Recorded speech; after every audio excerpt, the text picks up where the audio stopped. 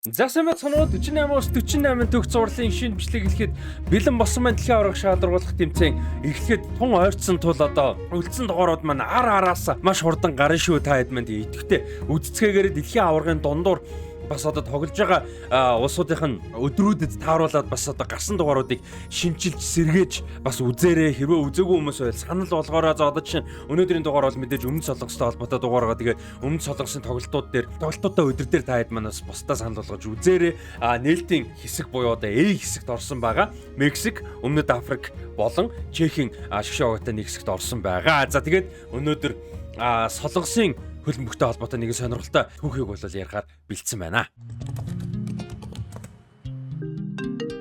Сайн байна уу? Пипакаас ирж байна. Таны захиалах хүрээлтээр ирлээ. Та гэртээ байна уу? Би жоохон ороодохоор байна. PP box төлдөж хөө. Захиалсан байгаа авахч завгүй яваад байна уу? PP box.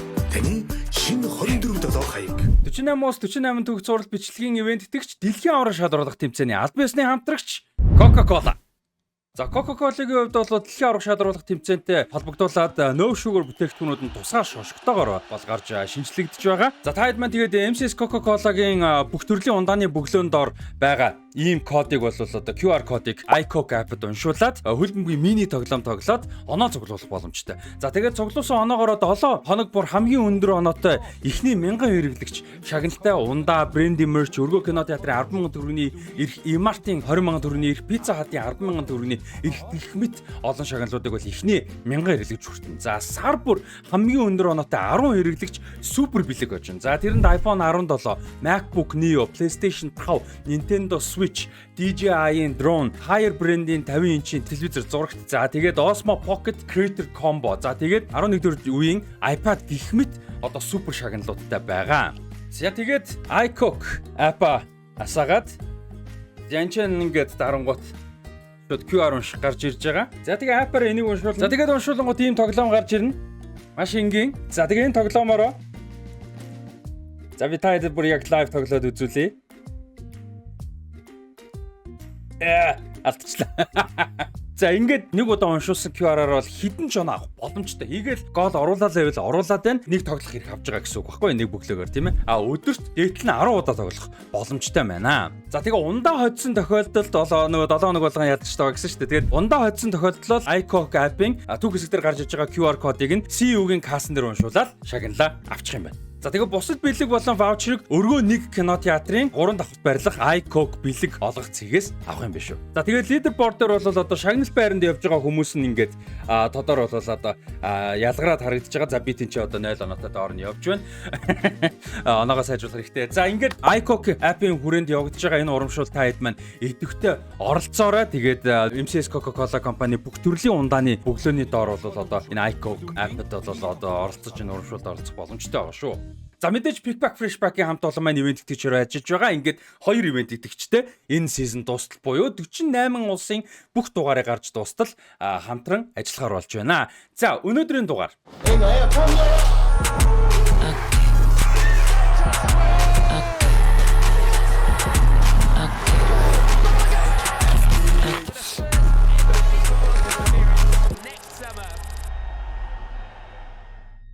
За өмнө нь Японы хөлбөмбөгтэй холбоотой дугаар дээр бол Kazuyoshi Miuraгийн талаар ярьж ирсэн. Kazuyoshi Miuraгийн хувьд бол зөвхөн одоо өндөр нас хүртлээ буюу одоо 60 наснд төгсөж байхдаа хүртэл мэргэжлийн хөлбөмбөг тоглож байгаагаас гадна Европын мэргэжлийн хөлбөмбөгт одоо хөл тавьсан анхны Япон тоглогч болж ирснээр бол алдартай. За тэгвэл өнөөдөр Азийн хөлбөмбөгөөс хамгийн анх бол одоо Европын хөлбөмбөгт мэргэжлийн хөлбөмбөгт хөл тавьсан зүгээр нь хөл тавиа зогсохгүй одоо Европын бидний одоогийн нэрлэж занчнаар бол Европын топ 5 лигт тоглож одоо бүр маш сайн тоглож байсан Азийн аян гочтой Чабум Куны талаар ярихаар бэлдсэн байна. За тэгээд Чабум Куны хувьд бол одоо 1972 онд бол одоо Өмнөд Солонгосын өмнөд Солонгосын шгшөөгийн түүхэнд гараанд гарч тогсон хамгийн залуу тоглогч болчихсон. Ерөөсөө 18 настайдаа өмнөд Солонгосын шгшээд тогсон гэсэн. За тэр бол бас тухайн цаг үедээ нэлээд Солонгосынхоо спорт, Солонгосынхоо хөлбөмбөг, зүүн Азийн хөлбөмбөгт бол бас шок болж исэн юм тохиолдол бол байсан юм байлээ. За гиснээс Coca-Cola болон Coca-Cola No Sugar брэндүүд ийм гоё шин шошготой болсон байгаа шүү. Тэгээд юуг уншуулад iCoke Айко Кап дээр одоо гол гэдэг урамшуултай хөтөлбөр явж байгаа. Тэгээд идэвхтэй оролцоогоор олон төрлийн бэлэгтэй хөтөлбөр явж байгаа шүү. Идэвхтэй оролцоогоор. This is quite a game. It'll be a free kick. Oh, what a goal! And emotion overflows. За тэгээд Чабонкуны хувьд бол одоо 24 настайдаа 18 настайд шишээд анх тоглолтод оролцоод 24 настайдаа шигшээ багийнхаа төлөө 100 тоглолтод оролцсон байсан. Энэ бол одоо дэлхийн одоо international football буюу одоо шигшээ багуудын түүхэнд дээд рекорд одоо хамгийн залуудаа 100 тоглолтод оролцсон рекорд одоо хүртэл ивэр 24 настайдаа 100 тоглолтод оролцсон. За тэгээд тухайн цаг үед бол одоо Азийн эрчүүдийг шилтгүй эмэгтэйчүүдийг Аз хүмүүсийг бол одоо жинжиг одоо биеийн хүчээр сул дорой тий одоо юу гэдгийг иймэрхүү юм хандлага стереотип ойлголт байдаг байсан цаг үед бол Чабонкуны хувьд бол метр 79 өндөртэй маш хурдан тесрэлттэй. За тэгээд дээрэс нь одоо юм айгүй юм бак зузаан гуйтай тий. Тэгээ өөрөөр хэлбэл тэр чинь одоо том зузаан гуйтай өнөд чинь доктор сайтай өрсөлдөх чадвар сайтай тий. Тэгэнгүүтээ дээрэс нь маш хүчтэй оновчтой цохилтуудыг хийж чаддаг. Алсын зайны одоо гахалтай цохилттой ийм тоглогч бол байсан байгаа. Тэгээ бие хүчний бол үнэхээр нөгөө нэг бист гэж ярьдаг шүү дээ тий. Тухайн цаг үед бол тийм тоглогч байсан байлээ. Well up to it. Number 14, Ricardo. But a breakaway now by these very, very fleet-footed Koreans. This is their threat. Chipping it into the centre. Oh, and pulled down. Surely there. A kick. Yes, without question. Almost like rugby football as he was going through. Very, very well tackled. If it had been. Und Dulscha, einsatzfreudig, aber so ein bisschen fehlt ihm die Spritzigkeit. Sicherlich auch bedingt durch die Krankheit. Und die Schusssicherheit fehlt ihm. За тэгээд 1970-аад онд яг Чабонкуны гарч ирж байсан үед бол яг мэрэгжлийн хөлбөмбөг гэж бол байгаагүй. За тэгээд тэмцээнүүд бол одоо багууд бол одоо юу гэдэг байгууллагууд, цэргийн янз бүрийн албаныхан за тэгээд банкнууд гэдэг ч юм уу тэмцээнүүдийг ч зохион байгуулдаг багууд ч байдаг. Тэгээд манай хуучин үе шиг үетэй ерөөхдөө харьцуулахад их ойрхон гэсэн үг. За тэгээд Чабонкун юуны өмнөд солонгосын агаарын хүчний одоо хөлбөмбөгийн багт нь бол тоглож явах үед нь Айнтрахт Франкфуртын тухайн цаг үеийн баруун Германы Айнтрахт Франкфуртын баг яг тэр цаг үед 78 онд Сеулд одоо President's Cup гэж тэмцээнд бол оролцохоор одоо 2 дугаар бага reserve team буюу 2 дугаар бага илгээсэн юм байлээ.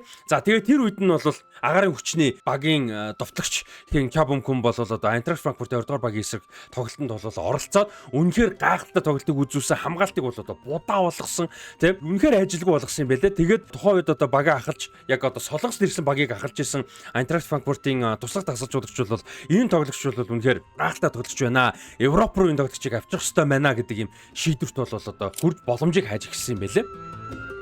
За тэгээ хэдийгээр одоо Айнтрахт Франкфурт клуб Чабонкуныг одоо олж нээсэн боловч SV Darmstadt 98 гэж клуб бол байдаг. Таад маань мэдэх 20 дугаар Бундслигт бол бас олон жил тоглож байгаа. Бундслигч бас тоглож байсан. Darmstadt бол одоо бичиг цаасны ажлаа илүү хурдан явуулсан гэх юм уу да тий. За тэгээд 78 оны 12 сард бол богино хугацааны гэрээг бол одоо Чабонкунтай байгуулад 78 оны 12 сарын 30 гэхэд Бохум клубын эсрэг Бундслигийн дебют тоглолтонд оролцсон байна. За ингэснээр Бундслигийн түүхэнд тоглолтод оролцсон анхны өмнөд солонгос тоглогч болж исэн байгаамаа. За тэгтээ энэ нөгөө гой мөрөөдөл биелсэн мөрөөдөл нь бол одоо 7 хоног хүрэхгүй нурсан яасан бэ гэхээр өмнөд солонгосын агаарын хүчний одоо тушаал гарч болол Чабонкун бол цэргийн албаа бүтэн хаагаагүй гэж үзсэн. Хэд хэдэн сарын одоо дахиад 5-6 сарын бол цэргийн албанд алба хаших ёстой гэдэг юм одоо шийдвэрийг бол гаргасан. За шийдвэр гаргасан гэхээс илүү дутуу байгаа шүү нөхөр мэн гэж анхааруулсан гэж хэлж болж байгаа юм тий. Тэгээд одоо хэрвээ яах юм бол шаардлагыг хүлээж авахгүй болвол одоо хуулийн болон за мэдээж нийгэм улс төр талаас нь тийм ээ олон төрлийн бол дарамт шахалт бол ирсэн. За тэгээд одоо сүрдүүлэг гэхүүдээ бас ирсэн ер нь бол тийм ээ. За тэрнээс болоод бол за тэгээд дээрэс нь мэдээж агарын цэргээс нь бол юу яасан албан ёсоор бол одоо бичиг ирж ирэхийг шаардсан. За тэгээд дебют Darmstadt клубын төлөө дебютээ хийсэн өдрөөсөө 6 хоногийн дараа 79 оны 1 сарын 5-нд бол Сеул руу онгоцон суугаад буцсан байна. За тэгээд дараагийн 5 сард нь бол одоо өмнөд солонгосын яг цэргийн хүчний хөлбөмбөгийн системийн нэг хэсэг бол болсон. За тэгээд яг топ хэмжээний хөлбөмбөг тоглох боломжгүй. Яг цэргийн армийн одоо янз бүрийн хөлбөмбөгийн тэмцээнүүдэд бол тогтмол тоглоод бол үргэлжилсэн. За тэр хооронд Darmstadt-ийн хувьд бол одоо 78-аас 79 оны улирлын 2 дугаар агастаа бол Чабонкун байхгүй довтлооны асуудал бас одоо жоохон тодорхой тодорхой хэмжээнд угаасаа тааруу байсан учраас авсан байсан. Тэгээд нэмж хүн авч болоод чадаагүй. Ингэснээр бол 2 дугаар лиг рүү 2 дугаар Бундеслиг рүү бас унсан байгаа. За яг Чабунгун байхгүйгээс болоод унлаа гэж ярих нь бас одоо бурууч гэсэн байсан бол яг бас нэг бас мэдгүй тийм ээ. Гол 8-уудынх нь бэк байсан. Биг юунаас учраас нэг нь байсан учраас. За тэгээд 1979 оны 5 сарын 31-нд Альбын ёсоор цэргийн албанаас бол одоо халагдсан. За тэгээд тэнцэнээс бол одоо Айнтрахт Франкфурт бол энэ удаад боломжийг алдахгүй гэгээд 79 оны 7 сард бол 26 настай тухайн цаг үед 26 настай довтлогчийг бол Айнтрахт Франкфурт Альбын ёсоор гэрээ хийж багтаа нэгтгэсэн байна. За тэгээд шинэ улиралд 79-80 оны улиралд Айнтрахт Франкфуртод нэгдэнгүүтээ 3, 4, 5 дугаар тойргийн хооронд бол 3 тоглолтод дараалж гол оруулсан. Германы хэвлэл мэдээллийнхэн бол одоо Чабункуныг Чабум гэж одоо товчилж, хотилж нэрлэж бол одоо ихэлсэн. Тэгээд Франкфурт хотод бол Чабум гэдэг үг бол нэг хэсэг бол тэмдэг нэр болчихсон. Ийм үе хүртэл байсан гэдгийм байлээ 70-80-ад онд. За тэгээд анхны бүтэн улиралдаа буюу 79-80 оны улиралд бол Бундеслигт 30 тоглолтод оролцож 12 голыг бол оруулсан. За тэгээд лигийн тэмцээнээс гадна хамгийн гол нь 79-80 оны UEFA-гийн цомын улиралд Айнтрахт Франкфурт финал Боруссия Мюнхенгладбахыг хожиж түрүүлсэн байдаг. Гайхалтай түүхэн амжилт байдаг. За тэр гайхалтай түүхэн амжилтыг тогтоох хүртэлх замд бол одоо маш том хувь нэмрийг бол оруулсан байна. За тэгээ финалийн тоглолт бол одоо home away гэж 2 тоглолттой бол болсон. 2 дахь тоглолтод бол одоо нийтийн харьцаатаагаар хожиж away голоор нийлбэр дүнгээр 3-3-аар тэнцээд away голоор бол хожиж Айнтрахт Франкфурт түрүүлсэн байдаг. 2 дахь тоглолтын дээр бол одоо гол плеймейкерээр хүртэл одоо тоглосон маш гүнд таклуудыг бол Боруссия Мөнхенгладбахын хамгаалагчид чадаар хийжсэн боловч түүнийг одоо давж гарч энэ тоглолтод бол чухал өөрөөр ролыг бол үзүүлсэн байдгийн байлээ. За ингэснээр бол Айнтрахт Франкфурт клуб болон Чабункун бол одоо анхныхаа Европын буюу твийн цомыг бол өргөсөн байгаамаа. За тэгээд тэрний дараагийн улирал буюу 1980-81 оны улирал Айнтрахт Франкфурт клуб 1981 оны DFB Pokal цомыг бас одоо өргөж Германы цомын аваргад болсон түүхтэй. За тэгээд 1983 он хүртэл Айнтрахт Франкфурт клуб тогтмол тоглосон Бундеслигийн одоо хамгийн идэвхтэй хамгийн аюултай шилдэг товтлогчдын нэгээр бол байсан тухайн цаг үед. За тэгээ 83 он гэхэд бол Айнтрахт Франкфурт санхүүгийн асуудалд ороод өр ширэнд ороод одоо өөрсдийнхөө өндөр үнэлгээтэй тоглогчид болон одоо зарим нэг бүр дэд бүтцийнхаа зүйлүүдээс ч одоо салах шаардлагатай болсон. За тэр дунд бол мэдээж Чабункун явахаас өөр аргагүй болсон. Тэгээд Баер Ливеркузны одоо тухайн цаг үеийн домогт тасалжууд Штетмар Крамер бол энэ боломжийг алдаагүй. Тэгээд Ливеркузнийг бол одоо Райны нутаг руу бол аваачсан байгаамаа. За тэгээд Ливеркузэнд очиод Чабункуны тоглолт бол нэлээд өөрчлөгдсөн. Яста жинхэнэ үр дүнтэй цэвэр дэлхийн хэмжээний world class одоо классик 9 дугаарын товтлогч болсон шүү дээ. Жинхэнэ үр дүнтэй гол идэг. Тухайн цагийн одоо домогт Гэрд Мюллер ч юм уу эсвэл одоо юу гэдгийг Ливерпул Аякс мундаг бөмбөгтэй тоглолтог байсан Луис Суарес Барселонад ирээд Месси Неймартай тоглоод ерөөсөө цэвэр финишер болсон шүү дээ. Тэрэн шиг гэдэг утгаар. За тэгээд 1985-86 оны Бундеслигийн улиралд бол мэргэжлийн карьерийнхаа лигийн хүрээнд дээд рекордо тогтоосон буюу Бундеслигийн хүрээнд 17 голыг бол оруулсан Европын хамгийн аюултай хамгийн шилдэг товтлогчдын нэг гэж бол өөрийгөө таниулсан байгаамаа. За тэгээд 1988 оны 5 сарын 18-нд Чабункун энэ гайхалтай карьерийн бүр одоо хамгийн том оргилоо бол одоо бүтээсэн байдаг, оргилдоо хүрсэн байдаг. За энэ яасан бэ гэхээр 88 оны UEFA цомын финалд бол Баер Ливеркузен болон Испаньол, Барселоны Каталоны Испаньол баг таарсан байдаг. За тэгээ мэдээж тухайн цаг үе түрүүнийхтэй адилхан 80 оныхтой адилхан хов бөвөө тоглодог байсан. За тэгээ эхний тоглолтод бол Испанд Барселона хотод болсон тоглолтод бол Испаньол 3-1 ялцаатай хожчихсон байсан. За тэгээ хариу тоглолтод Ливеркузен хоттой Баер Ливеркузен хүлээж аваад тоглож исэн тоглолтод бол 81 дэх минутын үед 2-1-ээр бол одоо хожиж исэн нийлбэр дүнгээр 3-2-оор хожигдож исэн. За тэгээд чөлөө цогцлыг бол одоо Андрей Бункол гэж тоглогч Баер Ливеркузены тоглогч тургуулийн талбайн хэсэг рүү бол 81 дэх минутанд дамжуулт өгсөн байна. За тэр дамжуултыг бол Чабункун бол одоо бүх өсөлж байгаа тоглогчдоос бүгднгээс нь өндөр өсөрч гайхалтай хүчтэй мөргөлтийг бол амжилттай оновчтой оруулснаар 3-3 болж 81 дэх минутанд тэнцэж гайхалтай камбэкийг бол хийсэн байгаа. За тэгээд тэр тоглолтод пенальт зохиод тэр пенальтаас Баер Ливеркузен хожиж бол одоо UEFA-гийн цомыг бол Баер Ливеркузен түүхэнд дагуудаа мөн өргөсөн. За ингээд Чабункуны 2 дахь Европын цом болсон байгаа. UEFA-гийн цом болсон байна. За энэ бол одоо Чабункун гэлтгүү одоо Германы хөлбөмбөгийн Европын хөлбөмбөгийн юм гайхалтай бас нэгэн одоо түүх үдэш тоглолтуудын нэг бол одоо болсон байдаг. За тэрний гол баатруудын нэг өмнөд Солонгосын Азийн аян хочтой Чабум хочтой Чабункун болж исэн байна. За тэгээ 1989 он зодог тайлхтаа бол одоо Бундеслигийн хүрээнд 308 тоглолт тоглолтод оролцож 98 гол бол оруулсан байсан. Бүх тэмцээний хүрээнд 121 гол оруулсан байсан. Тэгээ хамгийн сонирхолтой нь Бундслиг 98 гол нь бүх тэмцээний хүрээнд 121 голд нь нэгт пенальт зохиолт байхгүй тургуулын зохиолтгүйгээр энэ олон голыг бол оруулж ирсэн байт юм байлээ. За тэгээд Бундслигийн хүрээнд хамгийн олон гол оруулсан гадаад тоглогчийн рекордыг бол эвдээд маш олон жил бол одоо өөрийнх нь нэр дээр бол байсан. За өмнөх рекорд нь бол 92 гол оруулсан Энте Липпенс гэж тоглогч бол байсан юм байлээ. За энэ рекордыг 6 голоор эвдсэн буюу 98 гол оруулж бол эвдэж байсан. За тэгээд 78-аас 79 оны үеэрт Дармштадтын төлөө ганцхан тоглолтод оролцоод 79-аас 80 оны үеэрлээс эхлээд 4 үеэрлд Айнтрахт Франкфуртод, за тэгээд 83-аас 84 оны үеэрлээс эхлээд Баер Ливеркузен клубуд Бундслигийн хүрээнд нийт 6 үеэрл бол тоглосон байгаамаа. За Чабункуны талаар бол одоо хэд хэдэн алдартай сонирхолтой юмнуудыг бол хэлсэн байдаг. Сэр Алекс Фергюсон бол Европын тэмцээний хүрээнд эсрэг тархахаа өмнө бол бидний хамгийн том анхаарал хандуулж байгаа, хамгийн том санаа зовж байгаа, бэлдэж байгаа тоглогч бол Чабункун байна. Түүнийг бол одоо зогсоохын аргагүй he is unstoppable гэж Сэр Алекс Фергюсон хэлжсэн байгаа. За Лотер Матеус түүнийг хэлэхдээ бол эд үедээ дэлхийн хамгийн шилдэг довтлооны тоглогчдын нэг байсан гэж Лотер Матеус дараа нь бол олон жилийн дараа ярьцлага бол өгсөн байт юм байлээ. За хэдийгээр ингээд Европын хөлбөмбөгт, Германы хөлбөмбөгт одоо гайхалтай оргилт хүрж ингэж болоод явж исэн боловч өмнөд Солонгосын тухайн цаг үеийн засаг цэргийнхэн бол одоо тун тааруу бол хүлээж явж исэн. Чабункунийг бол одоо Герман руу цэргийн албаа хаш дуусаад Герман руу Айнтрахт Франкфуртыг ирээгээд явахаар босныхан дараахан одоо шууд карьерийнхаа эд үдч 26 таа Герман руу явж байгаа шүү дээ. Тэгээд яг эд насан дээр нь бол шгшээ багт нь одоо дуутгаа болж болоод тоглоулаагүй ерөөсөө. Тэгээд 8 орчим жилийн хугацаанд бол нэг ч удаа шгшээ багийнхаа төлөө тоглоогүй. Харамсалтай нь 26 таагаас хойш бараг 34 хүртлээр тоглоогүй.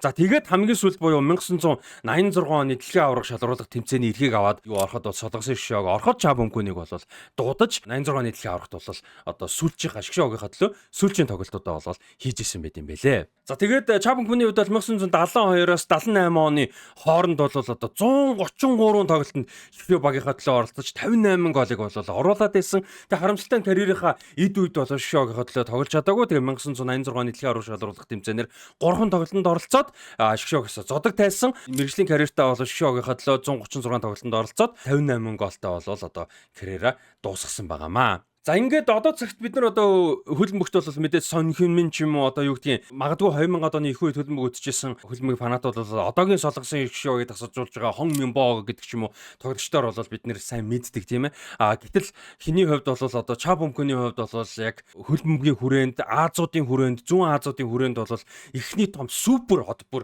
Казуёши Миура бол мэрэгжлийн хөлбөмбөгөө Бразилд бас тоглож байсан, заалны хөлбөмбөгөөр эхлүүлж байсан, J лигийн эхлэлийн нүүр царай байсан гэдэг бол мэдээж гэлзээгүй мундаг амжилт. Гэхдээ Чабункуны хэмжээнд бол жишээ нь хүрж байгаагүй. Тэгэхээр ер нь бол Чабункун бол Азийн хөлбөмбөгт тэр тусмаа Зүүн Азийн хөлбөмбөгт бол одоо түүхэн анхны том супер од бол байсан байгаамаа. За тэгээ энэ үрээд Чабункуны талаар сторигоо өндөрлөе. Тэгээд хэдүүлээ энэ жилийн дэлхийн аваргатай холбоотой Солонгосын шгшээгтэй холбоотой мэдээллүүд рүүгээ орцгоё.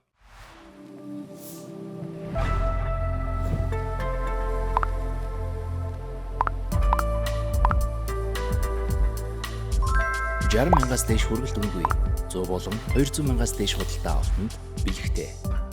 Freshpack. 48 төгх цуврал бичлэгийн өрийн хэвэнд итгэж Pickback. Та бүхэн Монгол орон даяар байрсан 200 шиг PP боксоор хот дотор болон орон нутгийн хүргэлтэд шийдэх боломжтой. Мөн гэртээ байхгүй үед хүргэлт ирэх эсвэл хүн ямар нэгэн зүйл илгээх гэсэн боловч тэр хүн нь хэлсэн хаягнда байхгүй үед бүр эсвэл гэрийн хаягаа зааж өгөхгүйгээр хүргэлтээ авмаар байгаа үед PP боксыг ашиглан найдвартай эзүүсээ хадгалуулж болно. Мөн хоол, фрешмус, хоолны бэлтгэц, мах бөөнд зэрэг ангиллуудын бүтээгдэхүүнүүдийг нэг доороос өргөн сонголтоогоор ганаас ч хүссэн газраа энгийн болон шуурхай хүргэлтээр сонгон захиалан авах боломжтой хүргэлтийн хамгийн том дэд бүтцтэй Freshpack платформ. За Солонгосын шгшөөгийн хувьд бол энэ жил 12 дахь удаа дэлхийн аварга шалралт тэмцээнд бол орж байгаа. За энэ удаагийн эрхээ авах зам бол юм амар бол байгаагүй. Юрген Клисман дасгалжуулагч бол эрхийг авах Азийн аваргад оролцох 23 оны за тэгээд үргэлжлүүлээд дэлхийн аварга шалралт тэмцээнд бага ахалж орох одоо дасгалжуулж орох юм зорилго зорилготой байсан боловч бол дундуур нь солигдсон. За 23 онд болсон Азийн аваргаар бол Өмнөд Солонгос тунд таар орсон. Бахрейн, Йордан, Малайз гэсэн улсуудтай нэг хэсэгт орсон мөртлөө одоо ганцхан Бахрейнийг хоцсон. Йордантай тэнцээд, Малайзтай тэнцэж одоо хэсгээс хоёроор бол гарч исэн. За тэгээд хасагдах шатанд бол гой тоглолтыг үзүүлж чадаагүй ч гэсэн ууган том багуудыг бол хоцсон. Сауди Араб, Австралиг бол шүгэн 16 болон шүгэн 8-д хоцсон боловч одоо тухайн тэмцээний сюрприз амжилтыг үзүүлсэн Йорданд бол шүгэн 4-д 2-ыг хацаад хожигдож мултарсан. За ингэснээр бол одоо Юрген Клисман бол үргэлжлэх юм ерөөдөө боломжгүй болсон. За тэгээд 5 сар гаруй хугацаанд бол одоо дасгалжуулагч хайсан. Дараагийн залгамж чалааг нь хэн авах вэ гэдэг асуудал яригдсан. Гадаад хүн байх уу, дотоод дасгалжуулагч байх ёстой мó гэдэг ийм асуудал бол одоо Солонгос даяараа яригдсан. За тэгээд одоогийн Канадыг дасгалжуулж байгаа Джесси Марш, за тэгээд Гаспойд гэх мэт гадаад дасгалжуулагчид бол нэр холбогдоод байсан. За ингээ эцсийн үр дүнд бол одоо домогт тоглогч, дасгалжуулагч Хон Мюнбог бол одоо дасгалжуулагчаар томилсон байгаамаа. За тэгээд өмнө нь бол одоо анх удаага дэлхийн аварга шалралт тэмцээнд 1954 онд бол одоо орж исэн, хоёр тоглолтод оролцоод хоёр хожигдсэн. Тухайн үедээ 1930, 34, 38 онууд дэлхийн аваргад бол оролцох боломжгүй байсан. Яагаад гэвэл одоо Японы колоничлалт бол одоо байсан Японы хэсэг болчихсон байсан. За тэгээд 58-аас 82 оны дэлхийн аваргуудын хооронд бол заримдаа эрхээ авч чадахгүй, заримдаа урьдчилсан шатнд бүр оролцохгүй ийм бол ээлжиж явж байгаа. 1986 онд бол анх дэлхийн аварга шалралт тэмцээний эрхээ аваад орсон. Чабонкун тогсон. За тэгээд тэрнээс хойш нэг ч дэлхийн аварга алгасалгүйгээр эрхээ авж байгаа. За дунд нь мэдээж 2002 оны дэлхийн аварга шалралт тэмцээний гол өрсөлдөгчд болох Японтой хамтран зохион байгуулсан. За тэгээд 11 удаа дэлхийн аварга шалралт тэмцээнд орохдоо бол одоо 3 удаа хэсгээс гарч ирсэн байдаг. За 2010 болон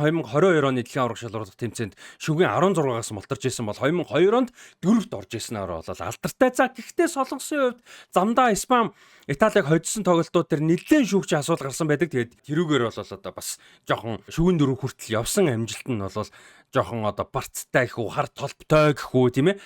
Ийм бол байдаг. За Солонгосын шгшөө багийн нэрийг бол Teguk Warriors гэж бол бас одоо нэрлэдэг. За Teguk-ийн хувьд бол одоо Өмнөд Солонгосын юун дээр байдаг төрийн далбан дээр одоо яг энэ барных нь ард байдаг одоо Yin Yang-тай одоо ойролцоо тийм ээ. Тэгээ агуулгын хувьд бол Yin Yang-тай төстэй бэлэг тэмдэг бол байдаг. За тэрийг Teguk гэдэг. За тэгээд Teguk Warriors гэж одоо монголоор хэлэх юм бол соён дайчид гэдэг хэлчих юм уу да тийм. Тиймэрхүү утгатай гэсэн. За эсвэл Tigers of Asia буюу Азийн барууд гэж бол сожлдог. Харах юм бол хөлбөмбөгийн дээр нь цагаан бар очих Азийн барууд. За FIFA-гийн ранкингийн түүхэнд бол хамгийн дээдэлтэй 17 бол орж байсан. 1998 оны 12 сард шинжлэгдсэн жагсаалтаар бол 17-д бол орж исэн байлээ. Хамгийн дорд 69 дор хүртэл унжсэн. За тэр нь 2015 оны ихэр бол бүр 69 хүртэл унжсэн байлээ. За одоогор бол 25-т жагсаж байгаа. За бүх цаг үеийн хамгийн олон тоглолтод оролцсон тоглогч нь Сон Хюнмин. За Сон Хюнминий хувьд бол 144 тоглолтод бол оролцоод байгаа бол түрүүний ярьжсэн Чабонкун болон Хон Мюнбо одоогийн дасгалжуулагч Хон Мюнбоноор 136 тоглолтод оролцож байсан байгаа. За тэгэхээр ингээ бүгдээрээ тань холбоотой түүх өнөдөр боллоо шүү дээ тийм ээ. За тэгээ бүх цаг үеийн мэрэгэн буч нь бол одоо Чабонкун хിവэрэ байгаа 58 голыг бол оруулсан байдаг. За харин Сон Хюнмин 56 голыг оруулсан байгаа. Энэ жилийн дэлхийн аварга шалралт тэмцээнээр шгшөө багийнхаа түүхэнд одоо хамгийн олон тоглолтод орсон тоглогчоос гадна бүх цаг үеийн мэрэгэн буучин болох зорилготой ирж байгаа. За харин дэлхийн аваргын хүрээнд гэх юм бол хамгийн олон тоглолтод оролцсон тоглогч бол Хон Мюнбо байгаа. Хон Мюнбогийн хувьд бол 16 тоглолтод бол оролцсон дэлхийн аваргын хүрээнд 2 голыг бас оруулаад амжсан. 1990, 94, 98 болон 2002 оны дэлхийн аваргуудад оролцсон бас хамгийн олон дэлхийн аваргад орсон тоглогч нь Хон Мюнбо. За энэ амжилттай бол одоо харин Сон Хюнмин тэнцгээр болж байгаа 2014, 18, 22. За ингээд энэ жил 26 оны дэлхийн аваргад орж байгаа. За дэлхийн аваргын хүрээнд мэрэгэн буучин гэх юм бол одоо 2002 болон 2006 оны дэлхийн аваргад нийлээд 3 гол оруулж ирсэн Ан Жун Хуан байдаг. За Ан Жун Хуаны хувьд бол 2002 оны дэлхийн аварга шалралт тэмцээнээр Италийн эсрэг гол оруулснаар тухайн үед зээлэр тоглож исэн Перужа клубын эзэн бол одоо Ан Жун Хуаны гэрээг цуцалж одоо халж байсан удаатай байдаг. Италийн эсрэг гол оруулснаас нь болоод. За тэгээ нөгөө хоёр тоглогч нь бол мөн 3 голыг оруулсан хоёр тоглогч байдаг. Сон Хюнмин болон Пак Жисун нар бол байдаг. За тэгээ 2002, 2006, 2010 оны дэлхийн аваргад оролцож исэн Пак Жисун 3 голтой, Сон Хюнмин 3 голтой, Ан Жун Хуан 3 голтой байд юм байна. За Солонгосын хувьд бол энэ жил зохион байгуулагчид хамтран зохион байгуулагчид болох Мексикийн шгшөөгт нэг хэсэгт орсон. За тэгээд тийм ч учраас Мексикт бол одоо 3 тоглолтоо хийх юм бэлээ. Эхний тоглолтоо Чехийн шгшөөгт, хоёр дахь Мексиктэй, гурав дахь бол одоо Өмнөд Африкийн шгшөөгт хийн. Эхний хоёр тоглолт хоёулаа Запопан хотод Акрон цэнгэлдэхэд явагдах бол гурав дахь нь Гваделупе хотод BBVA цэнгэлдэхэд бол явагдах юм бэлээ. За тэгээд Чехийн шгшөөгийн эсрэг бол түүхэнд 3 удаа нөхцөл тоглолт бол хийж исэн байт юм байлээ. Нэг хожиж, нэг тэнцэж, нэг хожигдож байсан. Мексикийн шгшөөгт маш сонирхолтой 15 удаа тоглолт бол хийж исэн байдаг. За дэлхийн аваргын хүрээнд бол одоо 2 дахь удаага хоорондоо таарж байгаа. 1998 онд E хэсэгт ороод Мексикийн шгшөөг өмнөд солонгосыг 3-1 харьцаатай хожиж байсан бол 18 онд F хэсэгт 1 хэсэгт ороод Мексик өмнөд солонгосыг 2-1 харьцаатай хожиж байсан. За тэгээд тэр F хэсэгт бол энэ орчууд хооронд ингээ 15 бас айгүй олон тоглож байсан байгаа. Нэгдүгээр тэр бол миний хувьд бол айгүй том сюрприз байсан. Дээрээс нь Мексикчүүдийн хувьд бол солонгосуудад их баярлж явдаг, солонгосуудад их хайртай байдаг. Ер нь ялангуяа хөлбөмбөг талаас. За яагаад тэгсэн бэ гэхээр ер нь бол хоорондоо олон тоглож байснаас гадна 2018 оны дэлхийн аварга шалруулах тэмцээнд бол эхний тойрогтоо солонгос Шведэд хожигдоод Мексик Германыг хожицсон байсан.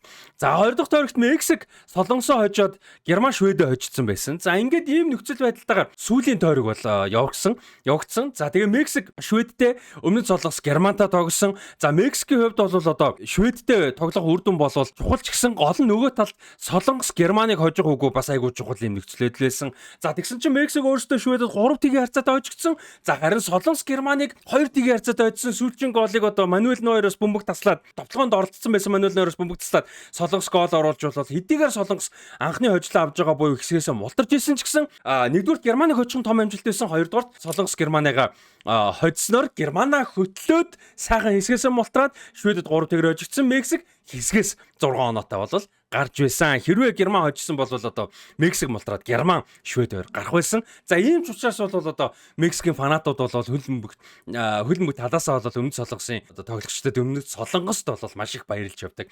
Тэгээд тэр үеийн уур амьсгал бага солонгосуудыг тэмдэглээ. Нөө Мексикт байдаг бас мэдээж солонгосуудаас тодорхой хэмжээнд байж байгаа. Тэднэртэй хамт баяр тэмдэглэл бөө юм болж байгаа нэг тийм хэсэг бас гоё юм явсан шүү дээ. Тэгээд тэр бас энэ жил сэргэх бол бас боломжтой сэргэх байх гэж бодож байна. За өмнө нь бол ингээд 15 тоглолтод оролцохдоо бол хамгийн анх 48 оны Олимпиад бол хоорондоо тоглож исэн билээ. Тэр тоглолтод 5-3 харьцаатайгаар солонгос хожиж исэн бас сонирхолтой түүхтэй. За хоорондоо CONCACAF буюу одоо Төв хойд Америкийн TV аварга Gold Cup тэмцээнд өмнөд солонгос бол урилгаар оролцоо шүгийн 8-д хоорондоо таарад солонгос пенальтаар бол хожиж исэн байлаа Мексикийг бол. За Confederations Cup тэмцээнд 2001 онд хоорондоо таарж исэн. Мөн тэр тэмцээнд солонгос 2-1 хожижсэн. За тэгэхээр дэлхийн аваргад бол Мексик очоод бусад тэмцээнд нь солонгос хожижсэн юм сонирхолтой түүхтэй энэ хоёрын хооронд 16 дахь тоглолт нь болох нэ. За өмнөд Африкийн эсрэг бол харин өмнөд солонгосын хувьд бол нэг ч тоглолт хийж байгаагүй. За энэ дэлхийн аваргад орж байгаа 48 улсаас 2 одоо өмнөд гэдэг албан ёсны нэртэй 2 улс нь бол байж байгаа. За яг албан ёс ярих юм бол Republic of Korea л гэхдээ South Africa, South Korea.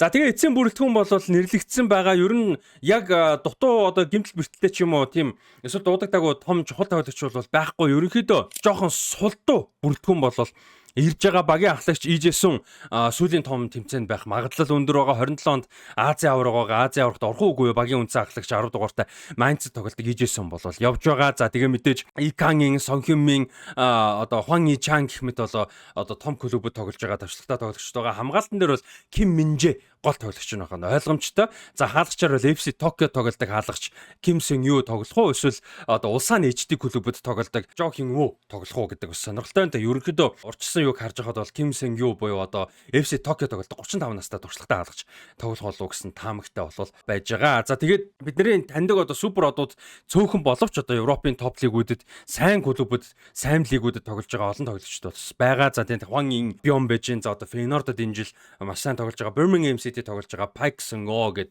тоглогч бас байж байна. Энэ хоёр бол хоёулаа 29 настай хагас хамгаалагчтай байгаа. Бас дайггүй амжилт үзүүлэх боломжтой гэж бодож байна. Дээрээс нь Мексик, Өмнөд Африк, Чех гэдэг улсуудаа нэг хэсэгт орсон учраас бас хэсгээс гарах боломж их байгаа. Энэ жил 3 дугаар хайранд орсон 12 багийн 8 нь хэсгээс гарна. Тэгэхээр Солонгос бол хэсгээс гарах боломж өндөр байгаа. За тэгээд Солонгосын шоугийн та хэд маань хэр хоол явна гэж бодож байна. За тэгээд Чабумкүнтэй холбоотой Чабумкүний story та хэд таалагдсан гэж бол найдаж байна. За тэгээд 48 улс 48 түүхийн дараагийн дугаараар уулзлаа. Баяр та.